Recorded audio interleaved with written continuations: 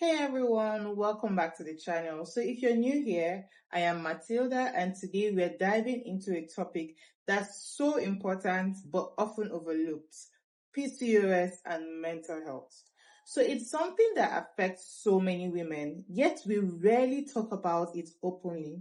So today we are breaking the stigma and having a real conversation about how Polycystic Ovary Syndrome or PCOS impacts mental health and how we can find support within our community.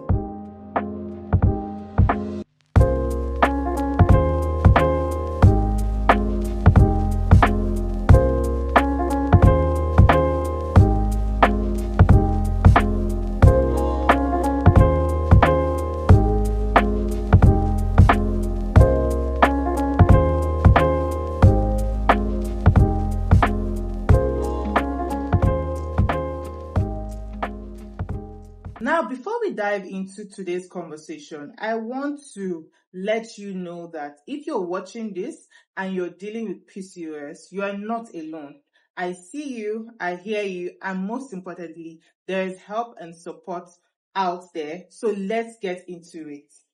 For those of you who might not be familiar, PCOS is a common hormonal disorder that affects many women of productive age.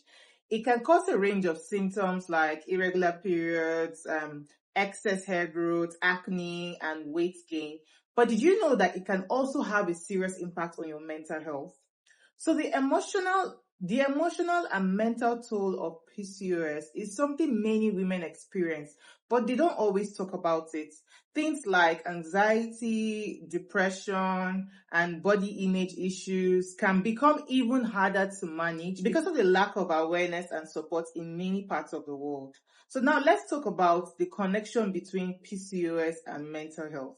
So living with a condition that affects your body in ways you can't even control can leave you feeling frustrated, isolated, and overwhelmed. So when you constantly have to manage symptoms like weight gain, acne, irregular cycles, it can deeply affect how you see yourself, leading to low self-esteem and body image issues. But again, it's not really about how you look. So the hormonal imbalances that's caused by PCOS can also trigger changes in your mood, leading to symptoms of depression and anxiety. So research has shown that women with PCOS are even more likely to experience these mental health issues than women without the condition. So you might be thinking, this sounds familiar, or this is me. And it's okay to feel that way. I've heard so many women say that they felt invisible when dealing with PCOS, especially in our Nigerian community where we're still trying to learn how to have conversations about mental health and mental health issues, which is why today we're opening up about it. We need to understand that mental health is just as important as your physical health.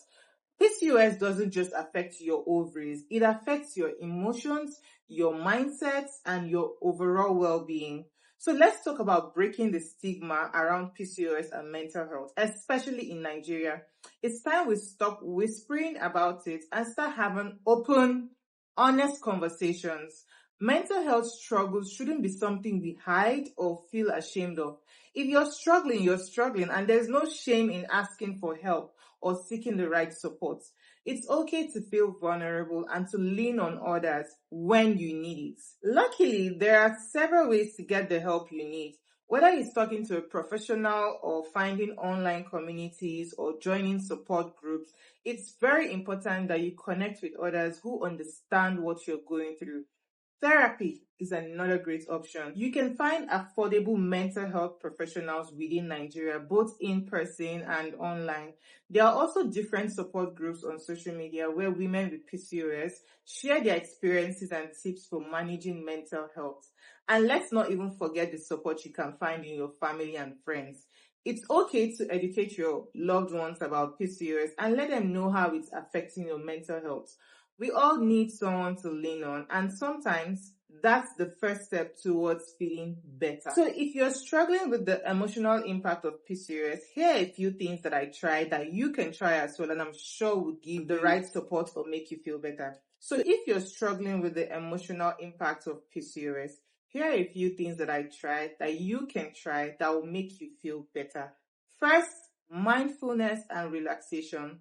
So practicing things like deep breathing, meditation, and yoga can help reduce stress and improve your mental well-being.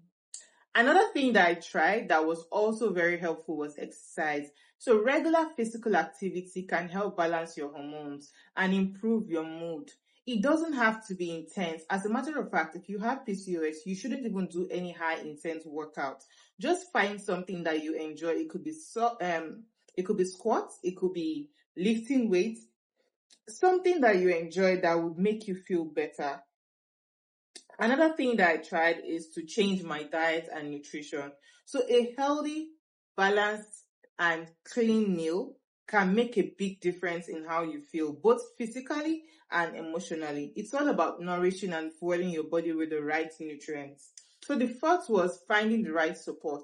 So I had to find someone who I could, connect with, who also had PCOS, and then I did my research, and we basically helped each other, then grew together. So connecting with others who understand your journey is very key to improving your symptoms. Then the last thing I did was to talk to a professional. So therapy or counseling can be a huge help, especially if you're dealing with depression or anxiety caused by PCOS or caused by anything in general. Talking to a professional is very, very key because it can help you find the root cause of your depression or your mood swings. So ladies, your mental health matters. It's time we stop suffering in silence and start supporting each other. If you have PCOS, I want you to know that you are strong, beautiful, and worthy of care, both physically and mentally. So let's break the stigma together. Talk to your friends, your family, and even strangers. You can start the conversation and let's create a community where women with PCOS feel empowered to share their experiences and support each other. I really hope this video helps you feel a lot more understood. If you found this video helpful, don't forget to like, share, and subscribe for more conversations like this. And if you've got any thoughts or questions, please leave them in the comments. I would love to hear from you.